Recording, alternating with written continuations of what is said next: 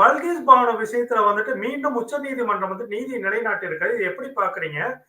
குஜராத் அரசு எடுத்த முடிவு தவறானதுன்னு சொல்லிட்டு சுட்டி காட்டி இருக்கிறது எப்படி இருக்கு? நீதித்துறையினுடைய நம்பிக்கை என்பது நாளுக்கு நாள் மக்களின் மனதில் குறைந்து கொண்டே வந்தது. அதிலும் குறிப்பாக பாரதிய ஜனதா கட்சியினுடைய அரசு, மோடி தலைமையிலான அரசு அமைந்ததற்கு பிறகு நீதித்துறை பால்பட்டு போயதாகத்தான் எல்லோரும் கருதினார்கள். ஆனால் நீதி என்பது என்றைக்கும் நிலையானது என்பதை அடித்து சொல்கிற வகையில் இந்த தீர்ப்பு அமைந்திருக்கிறது. அதிலும் குறிப்பாக ஒரு மாநில அரசு நீதித்துறைக்கே சவால் விடுகிற வேலையை செய்திருக்கிறது. அதற்கு சம்மட்டி கொண்டு அடிக்கின்ற விதமாக ஒரு பலமான தீர்ப்பை நேற்றைக்கு நீதிபதிகள் தந்தார்கள். நாகரத்னா தலைமையிலான 2 நீதிபதிகள் அமர்வு தந்தது என்பதைத்தான் நான் இதன் மூலமாக பார்க்கிறேன்.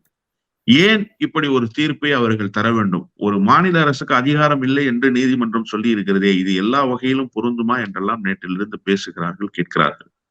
மாநில அரசு அறம் தவறுகிற போது, சட்டத்துக்கு மாறான வேலையை செய்கிற பொழுது அது அந்த உரிமையை இழக்கிறது. அப்படித்தான் குஜராத் அரசு இழந்திருக்கிறது.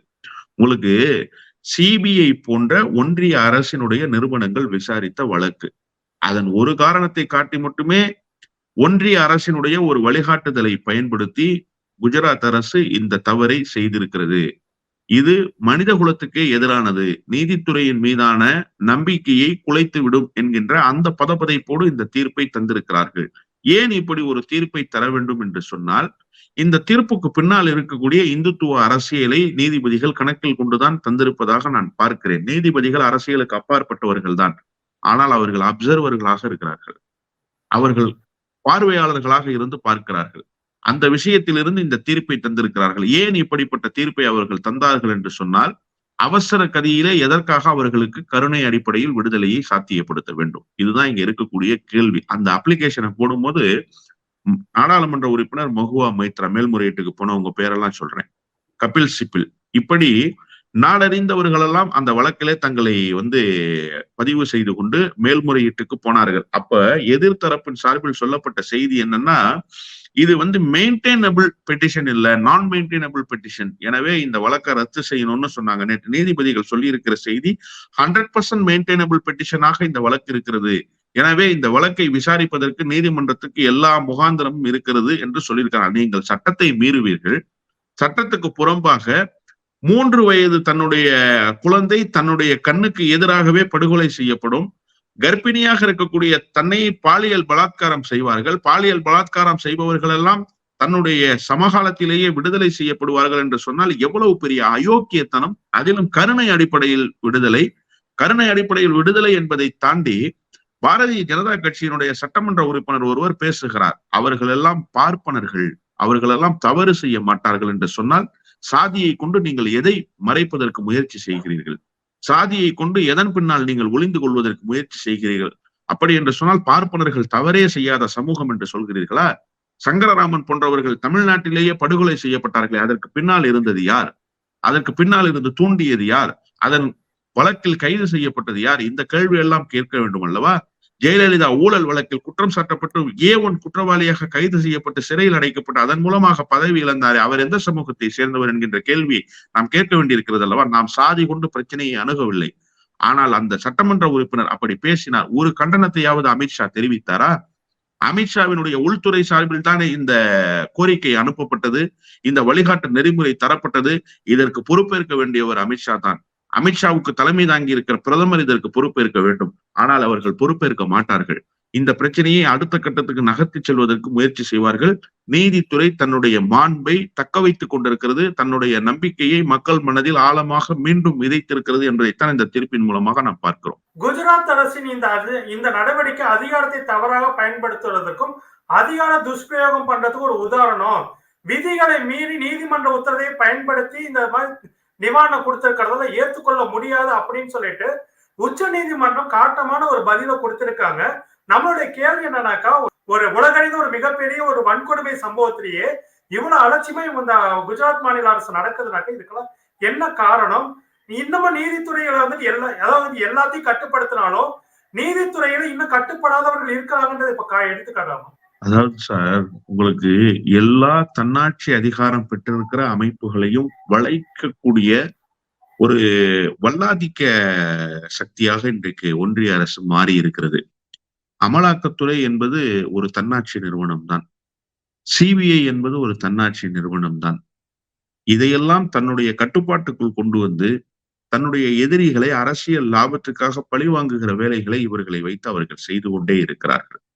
அப்படித்தான் நீதித்துறையும் பல்வேறு காலகட்டத்தில் பல்வேறு விதமாக அவர்கள் வளைத்துக் கொண்டார்கள். இப்போது கூட ராமர் கோயிலை கட்டி முடித்து திறப்பு விழாவுக்கு அது தயாராகி இருக்கிறது. பாபர் மசூதி இருந்தது உண்மைதான். பாபர் மசூதி இடிக்கப்பட்டது தவறுதான். ஆனாலும் அந்த இடத்தை ராமர் கோயில் கட்டுவதற்கே ஒப்படைக்கிறோம் என்கிறது தீர்ப்பு. எங்காவது இப்படி சொல்ல முடியுமா? வல்லம் பஷீர் கொலை செய்தவன் தான். வல்லம் பஷீர் கொலையாளிதான். இருந்தாலும் அவனை இந்த நீதிமன்றம் விடுதலை செய்கிறது என்று சொன்னால் எவ்வளவு அபத்தமாக இருக்கும். அப்படிப்பட்ட தீர்ப்புகள் எல்லாம் தரப்பட்டது. இப்போது கூட நீதித்துறை எந்த அளவுக்கு மக்கள் நம்பிக்கை இழந்திருக்கு. நாம் நீதித்துறையை விமர்சிக்கவில்லை. மாறாக மக்கள் நம்பிக்கை இழப்பதற்கு சில சாத்தியக்கூறுகள் இருக்கிறது தானே. ஆர்டிகல் 370 ரத்து பண்ணாங்க. காஷ்மீரினுடைய சிறப்பு அந்தஸ்து ரத்து. அந்தஸ்து ரத்து செய்யப்பட்டது செல்லும் என்று சொன்னதா இல்லையா? அப்போ போடப்பட்ட ஒப்பந்தம் என்பது ஜவஹர்லால் நேரு தலைமையில் போடப்பட்ட ஒப்பந்தம் என்பது எதன் அடிப்படையில் போடப்பட்டது? அப்போது பேசப்பட்ட சரத்துகள் என்ன? இப்போது ரத்து செய்ததன் மூலமாக இந்திய அரசுக்கு கிடைத்த நன்மை என்ன? காஷ்மீரிகள் இழந்த நன்மை என்ன? இது குறித்தெல்லாம் ஆய்வு செய்யாமல் ஒன்றிய அரசு எதை சொல்லி இந்த சிறப்பு சட்டத்தை ரத்து செய்ததோ, இந்த சிறப்பு பிரிவை ரத்து செய்ததோ, அதை அப்படியே நீதிமன்றம் ஏற்றுக்கொண்டு வாசித்தது. அப்ப மக்கள் நம்பிக்கை இழப்பாங்களா இல்லையா? இயல்பாகவே அதைத்தான் மக்கள் செய்தார்கள். இப்போது மக்களுக்கு நம்பிக்கை அளிக்கிற வகையில் இந்த தீர்ப்பு வந்திருக்கிறது. ஒன்று. இரண்டாவது, இதன் மூலமாக குஜராத் அரசுக்கு ஒரு கடிவாளம் போடப்பட்டிருக்கிறது. ஏனென்று சொன்னால் இந்த சம்பவம், இந்த படுகொலை நடந்த பொழுது முதலமைச்சர் யார்? நரேந்திர மோடி. இப்போது பிரதமர் யார்? அதே நரேந்திர மோடி. எனவே இதற்கு பின்னால் ஒரு அஜெண்டா இருக்கிறது. இவர்கள் ஏதோ ஒரு கணக்கை கையில் வைத்துக் கொண்டு குஜராத்தில் இப்படி ஒரு சம்பவத்தை அரங்கேற்ற, இது ஒரு well planned and well executed murder என்றுதான் அன்றைக்கு மனித உரிமை ஆர்வலர்கள் எல்லாம் சொன்னார்கள். இன்றைக்கும் அதில் மாற்று கருத்துக்கு இடமே கிடையாது. 3 வயது குழந்தையை படுகொலை செய்ய வேண்டிய அவசியம் என்ன சார் இருக்கு? 3 வயது குழந்தை செய்த தவறு என்ன?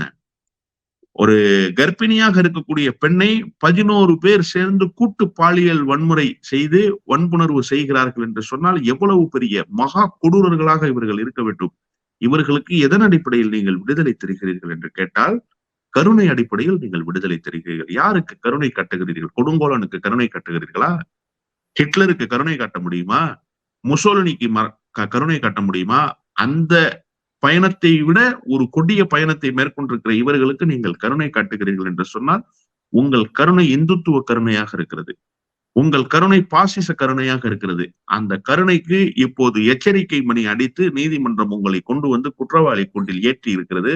3 பேர் தான் இதற்கு பொறுப்பேற்க வேண்டும். ஒன்று, அவர்களை விடுதலை செய்து உத்தரவு பிறப்பித்த குஜராத் அரசினுடைய முதலமைச்சர். அவர் ஒரு கருவிதான். அந்த கருவியை இயக்கிய சூத்திரதாரிகள் இருவர் தான். ஒன்று பிரதமராக இருந்த நரேந்திர மோடி, இன்னொன்று உள்துறை அமைச்சர் அமித்ஷா. இவர்கள் 2 பேர் தான் கூட்டு குற்றவாளி. இவர்கள் 2 பேர் தான் அதற்கு முழு பொறுப்பேற்க வேண்டியவர்கள்.